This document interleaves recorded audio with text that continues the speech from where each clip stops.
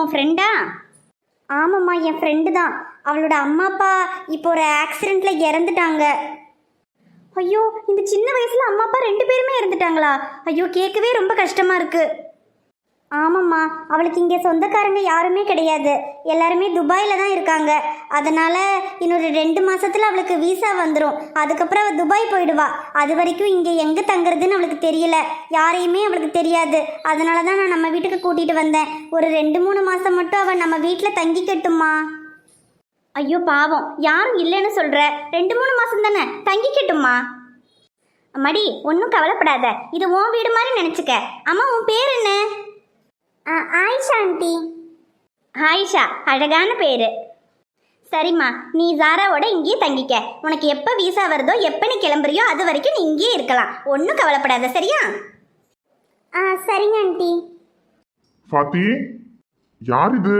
சாராவோட ஃப்ரெண்டா? ஆமாக்கா, சாராவோட ஃப்ரெண்டு தான். பாவம், அந்த பொண்ணுக்கு அம்மா அப்பா சொந்தக்காரங்கன்னு யாருமே இல்லையாம். அப்புறம் சொந்தக்காரங்க யாரோ துபாயில் தான் இருக்காங்களாம். 2-3 மாதத்தில் அந்த பொண்ணுக்கு வீசா வந்துருமா. அதனால் அந்த 2-3 மாதம் இங்கே தங்குறதுக்கு யார் வீடும் இல்லை தெரிஞ்சவங்க. அதனால் இங்கே தங்கிக்கட்டுமான்னு சொல்லி சாரா கூட்டிகிட்டு வந்திருக்கா. என்னம்மா சொல்ற? இங்க தங்குறதா? ஆமாக்கா, பாவம் வயசு பொண்ணு. வெளியே எங்கேயும் தனியாக தங்குனா அது அவ்வளோ சரிப்பட்டு வராது இல்லையா? 2-3 மாதம் தானேக்கா, நம்ம ஜாராவோட இங்கேயே தங்கிக்கட்டுமே. தங்குறத பத்தி ஒன்றும் இல்லை ஃபாத்தி. அக்கம் பக்கத்துல யாராவது பார்த்தா வயசு பையன் உள்ள வீட்டுல ஒரு வயசு பொண்ணை கொண்டு வந்து தங்க வச்சா எதுவும் தப்பா நினைச்சுக்க மாட்டாங்களா? என்னைக்கா நீங்களா இப்படி பேசுறீங்க? அடைக்கலம் இல்லாம யாரும் இல்லாம வர்றவங்களுக்கு நம்ம அடைக்கலம் கொடுக்கணும்னு நீங்க தானே என்னைக்குமே சொல்லுவீங்க. பாவம், அந்த பொண்ணுக்கு யாரும் இல்லைக்கா. அதுவும் இல்லாம ஒரு 2-3 மாசம் தானே தங்குறேன்னு சொல்றா. சரிதான் ஃபாத்தி, ஆனா பாக்குறவங்க. இக்கா, அதெல்லாம் ஒன்றும் நீங்கள் கவலைப்படாதீங்க. என் சொந்தக்கார பொண்ணுன்னு சொல்லிக்கிறேன். யாருக்கு என்ன தெரிய போகுது? அதுவும் இல்லாமல் எனக்கு வேற உடம்பு சரியில்லை, எனக்கு ஒத்தாசைக்காக வந்திருக்கான்னு சொல்லி சமாளிச்சுக்கலாம் இக்கா. சரி பாத்தி, உனக்கு அந்த பொண்ணை பிடிச்சு போச்சு, இங்க தங்க வைக்கணும்னு முடிவு பண்ணிட்ட. இனி நான் என்ன சொன்னாலும் கேட்கவா போற? சரி சரி, உன்னோட இஷ்டம். அந்த பொண்ணு இங்கே தங்கிக்கிட்டோம். சரிக்கா. உன் பேர் என்னம்மா? ஆயிஷா அங்கிள். சரிம்மா, அம்மா அப்பா இல்ல சொந்தக்காரங்க இல்லையேன்னு கவலைப்படாத. நமக்கெல்லாம் அந்த அல்லா இருக்காரு. அவரு தான் நமக்கு அம்மா அப்பா எல்லாம். சரி அங்கிள். சரி பாத்தி, நான் வெளியே போயிட்டு வந்துடுறேன். சரிங்கக்கா. ஜாராவோட அப்பா நான் எது சொன்னாலும் மறுப்பு சொல்ல மாட்டாரு, உடனே ஒத்துக்குவாரு. அதனால நீ ஒன்றும் கவலைப்படாத, இங்கே இருந்துக்க. ஆனால் என்ன ஒன்று, இனி என் பையன் வருவான். அவன் தான் இனி என்ன சொல்லுவான்னு தெரியல. இல்லைனாலே அவன் பொண்ணுங்களை கண்டா ஒரு 10 அடி தள்ளி தான் நிற்பான். அவனுக்கு அவ்வளோலாம் பொண்ணுங்களோட பழகிறதுக்கு விருப்பம் கிடையாது. இனி வீட்லேயே ஒரு பொண்ணை தங்க வைக்கிறேன்னு சொன்னால் இனி என்ன சொல்லுவானோ தெரியல. வந்தாதான் தெரியும். இதோ ஷமீரே வந்துட்டானே. வாப்பா ஷமீர், மெடிக்கல் கேம்பெல்லாம் நல்லபடியாக முடிஞ்சுதாப்பா? முடிஞ்சதுமா. ஆமா, இது யாரு? ஷமீர், அது ஜாராவோட ஃப்ரெண்டுப்பா. பாவம் யாரும் இல்லையா, ஒரு 2-3 மாசத்துல துபாய் போயிடுவாளாம். அது வரைக்கும் கொஞ்சம் இங்கே தங்கிக்கிட்டோன்னு சொல்லி ஜாரா கூட்டிட்டு வந்தாப்பா. என்னது, இங்க தங்குறதா? என்னம்மா அது? இதென்ன லேடிஸ் ஹாஸ்டலா? ஒரு வயசு பையன் இருக்கிற வீட்டில் ஒரு வயசு பொண்ணை கொண்டு வந்து தங்க வச்சா பார்க்குறவங்கள என்னம்மா நினைப்பாங்க? ஏதோ நான் தான் ஏதோ பொண்ணை கூட்டிகிட்டு வந்து வீட்டில் வச்சிருக்கேன்னு நினைக்க மாட்டாங்க? அதெல்லாம் எதுவும் வேண்டாம்மா, வேற எங்கேயாவது போய் தங்க சொல்லுங்க. பாப்பாலாம் இதுக்கு ஒத்துக்கவே மாட்டாரு. ஐஷு, இவன் என்னடி 50 ரூபாய்க்கு நடிக்க சொன்னா 1000 ரூபாய்க்கு நடிச்சுக்கிட்டு இருக்கான். இப்போ ஷமீர், வாப்பாலாம் ஒத்துக்கிட்டாருப்பா.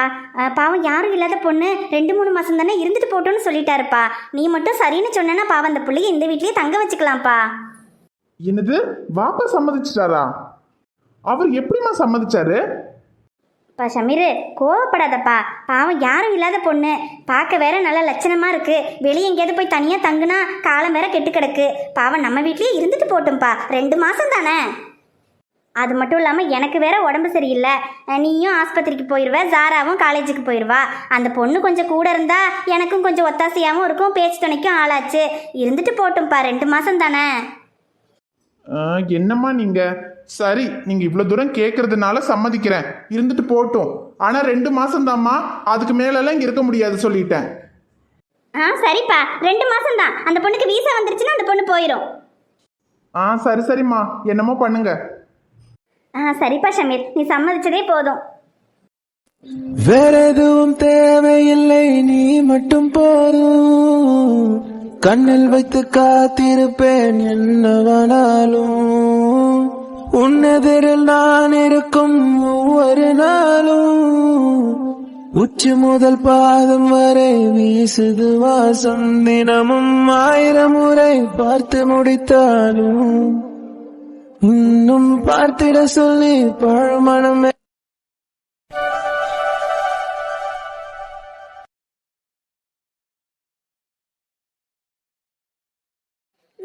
பசிக்குதும்மா. ஐயோ தீரா, பசிக்குதாடா?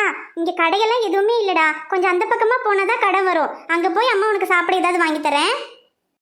அம்மா ரொம்ப பசிக்குது, நடக்கவே முடியல.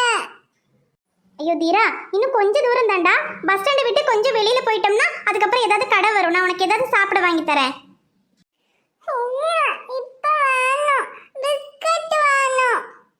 பிஸ்கட்டா? டேய், அதெல்லாம் வேணாம் பாதிரா. வெளியே போனா அம்மா உனக்கு ஏதாவது இட்லி ஏதாவது சாப்பிட வாங்கி தரேன். ஐயோ, பிஸ்கட் வேணும்னு கேட்குறானே. இப்போ கடைக்கு கூட்டிட்டு போனா அங்க நிறைய பொருள் இருக்கும். அதையெல்லாம் பார்த்து இது வேணும் அது வேணும்னு கேட்க ஆரம்பிச்சிருவான். நம்ம கிட்ட வேற பணம் இல்லை. சரி, இவன் இங்க உட்கார வச்சுட்டு போய் ஒரு பாக்கெட் பிஸ்கட் மட்டும் வாங்கிட்டு வந்துருவோம்.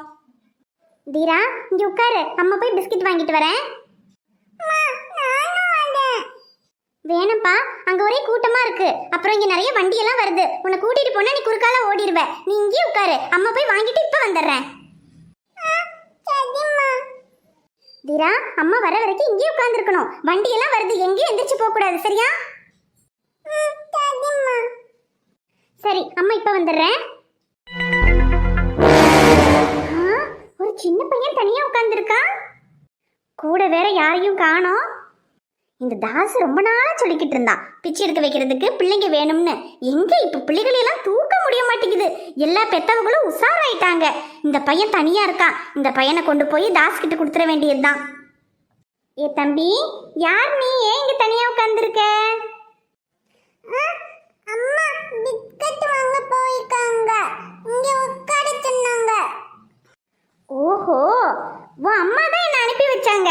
அங்க கடையில உனக்கு என்ன பிஸ்கட் வாங்குறதுன்னு யோசிச்சுக்கிட்டு இருக்காங்க. உனக்கு என்ன பிஸ்கட் பிடிக்கும்? எனக்கு க்ரீம் பிஸ்கட். ஓ, உனக்கு க்ரீம் பிஸ்கட் தான் பிடிக்குமா? அது தெரியாம அம்மா உனக்கு அங்க வேற ஏதோ பிஸ்கட் பார்த்துக்கிட்டு இருக்காங்க. சரி வா, நம்ம போய் அம்மா கிட்ட க்ரீம் பிஸ்கட் தான் வேணும்னு சொல்லுவோம். வா, உன்னை கூட்டிட்டு போறேன் அம்மாட்ட. சரி, எனக்கு வேற பிஸ்கட் பிடிக்காது, க்ரீம் பிஸ்கட் தான் பிடிக்கும். அதான்ப்பா, வா போய் அம்மாட்ட சொல்லுவோம். வா வா போவோம்.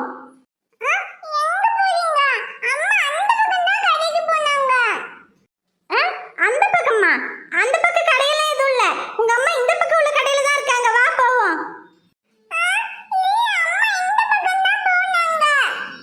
டேய், அதான் நான் சொல்றேன்ல, இந்த பக்கம் தான் போகணும். ஒழுங்கா என் கூட வா.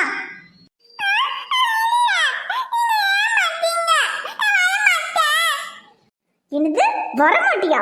ஒழுங்கா வாடா.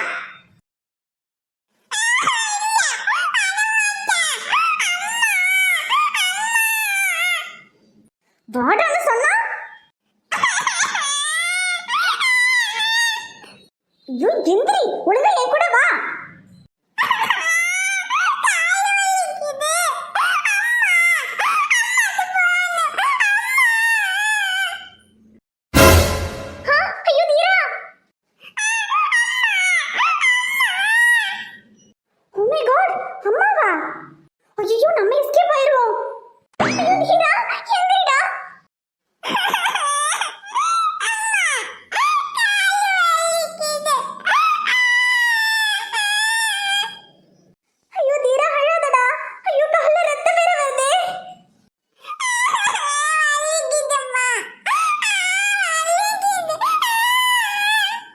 ஐயோ, என்னம்மா அது? பையனுக்கு என்னாச்சு? கால்ல வேற ரத்தம் வருது. விழுந்துட்டானா? ஐயோ இல்லக்கா, நாங்க இந்த ஊருக்கு புதுசு, ராமேஸ்வரத்துல இருந்து வரோம். இன்னைக்கு காலையில தான் இந்த ஊருக்கு வந்தேன்.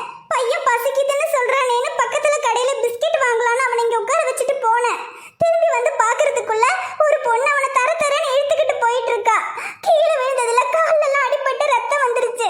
என்ன பார்த்ததும் அந்த பொண்ணு குழந்தைய ஐயோ அடக்கடவுளே, என்னம்மா நீ சொல்ற? தம்பி அழாத, கால் வலிக்குதா? இரு, ஆண்டி உனக்கு மருந்து போட்டு விடுறேன். என்னம்மா நீ ஊருக்கு புதுசுங்கிற, இப்படியே பையனை தனியா விட்டுட்டு போவ? சரி, ஒன்றும் கவலைப்படாத, இரு, நான் நர்ஸு தான், என்கிட்ட மருந்து இருக்கு, நான் உனக்கு போட்டு விடுறேன். சரிங்கக்கா, ரொம்ப நன்றிக்கா. இங்க பாருமா, இது ஒண்ணும் கிராமம் கிடையாது. இந்த ஊர்ல எல்லாம் பிள்ளைங்களை பத்திரமா பாத்துக்கணும். நம்ம கையை பிடிச்சு பத்திரமா கூட்டிக்கிட்டு போகும்போதே கொஞ்சம் கண்ணு தப்புனா பிள்ளைங்களை கடத்திக்கிட்டு போயிருவாங்க. இதுல வேற நீ பிள்ளைய தனியா விட்டுட்டு போயிருக்கன்னு சொல்ற. இந்த ஊர்ல எல்லாம் பிள்ளைய தனியா விட்டுட்டு எங்கேயும் போயிடாதம்மா. ரொம்ப கவனமா இருக்கணும். இது ஒன்றும் சின்ன ஊர் கிடையாது, காணாம போயிட்டா கண்டுபிடிச்சிடலான்னு சொல்றதுக்கு. பெரிய ஊரு. எந்த ஊர்ல எங்க கொண்டே பிள்ளைய வைப்பாங்கன்னு சொல்ல முடியாது. போலீஸ்காரங்களுக்கே கண்டுபிடிக்கிறதுக்கு ரொம்ப கஷ்டமா இருக்கும். அதனால பிள்ளைய கவனமா பாத்துக்கம்மா. சரிங்கக்கா, ஏதோ தெரியாம பண்ணிட்டேன். சரி சரி, பரவாயில்ல, நீ ஏதோ கிராமத்துல இருந்து வந்திருக்க, உனக்கு இந்த ஊரை பத்தி தெரியல, அதனாலதான் இப்படி பண்ணிட்ட. சரி, போனா போகுது, புள்ள கிடைச்சிட்டானே, அதுவே பெரிய விஷயம்தான். இதுக்கப்புறமாவது பிள்ளைய கவனமா பாத்துக்க, சரியா? சரிக்கா. தம்பி, ஆண்டி உனக்கு காலுக்கு மருந்து போட்டிருக்கேன், காயம் சரியா போயிடும். வலிக்குதாப்பா? சரி சரி, ஒண்ணும் இல்ல, மருந்து போட்டேன்ல, கொஞ்ச நேரத்துல வலியெல்லாம் சரியாயிடும். ஏமா, சின்ன பிள்ளைய தூக்கிக்கிட்டு தனியாவா வந்த? கூட யாரும் வரல?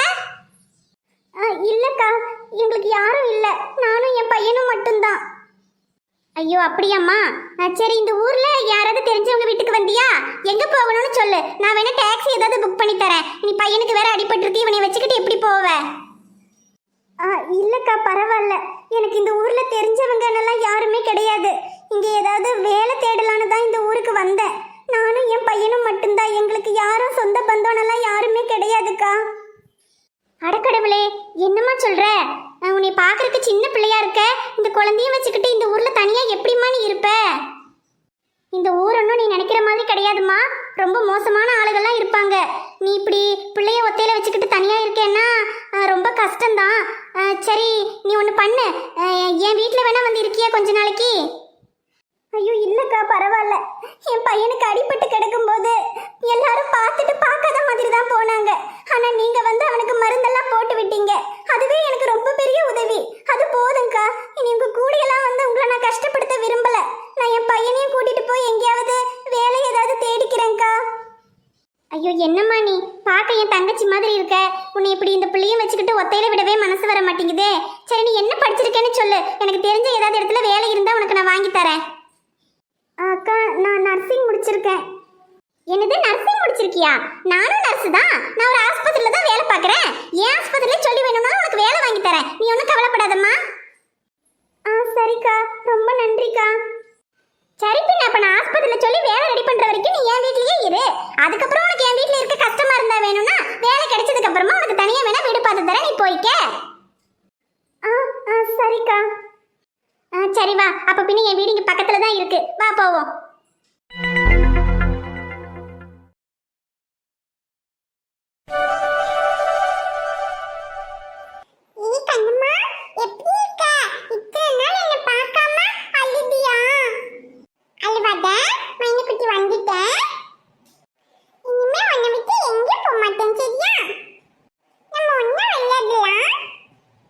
ஏன் சக்தி, அங்க எல்லாரும் ஒண்ணா இருக்கும்போது ஜாலியா இருந்துச்சு, இப்ப இங்க வந்ததுக்கு அப்புறம் ஒரு மாதிரி கஷ்டமா இருக்குல்ல சக்தி? என் கையில நீ எதுக்கு கஷ்டப்படுறேன்னு தெரியாதா? அங்க இருக்கும்போது ஒரு வேலையும் செய்ய வேண்டாம், சமையல் வீட்டு வேலை எல்லாம் அவங்களே பாத்துக்குவாங்க. நீ ஏதோ சுத்தி பார்க்க வந்திருக்கேன்ற பேர்ல ஊரை சுத்திக்கிட்டு ஜாலி அடிச்சுட்டு ஒரு வேலையும் செய்யாம ஓப்பி அடிச்சிட்டு இருந்த. ஆனா இங்க வந்து அப்படி முடியுமா? எல்லா வேலையும் செய்யணும்ல, அதானே உன்னோட கவலை. சக்தி, உங்ககிட்ட போய் சொன்ன பாருங்க, என்ன சொல்லணும்? ஏ கோவப்படாத கையில, சும்மா சொன்னேன். சரி சரி, டாக்டர் சாரை பார்க்கணும்னு சொல்லி போயிட்டு வந்தீங்களே, என்னாச்சு? ஐஷு டாக்டர் எப்படி இருக்காங்க? எதுவும் பிரச்சனை எல்லாம் இல்லல்ல? இப்ப வரைக்கும் பிரச்சனை எதுவும் இல்ல, ஆனா எப்ப பூகம்பம் வெடிக்கும்னு சொல்ல முடியாது. ஏங்க அப்படி சொல்றீங்க? ஆமா பின்ன, கல்யாணம் ஆனதை மறைச்சு அவன் வீட்லயே கொண்டு போய் ஐசுவை தங்க வைக்கிறேன்னு சொல்லி கூட்டிட்டு போயிருக்கான். இனி அவங்களுக்கு எப்ப உண்மை தெரிஞ்சு எப்ப பிரச்சனையாய் திரும்ப 2 பேரும் வெளியே தள்ள போறாங்கன்னு தெரியல. என்ன சக்தி நீங்க இப்படி சொல்றீங்க? அதெல்லாம் ஒண்ணும் ஆகாது. அவர் அதுக்குள்ள எப்படியாவது வீட்ல உள்ளவங்கள சமாளிச்சு அவங்களுக்கு பொறுமையா எடுத்து சொல்லி புரிய வச்சிருவாரு.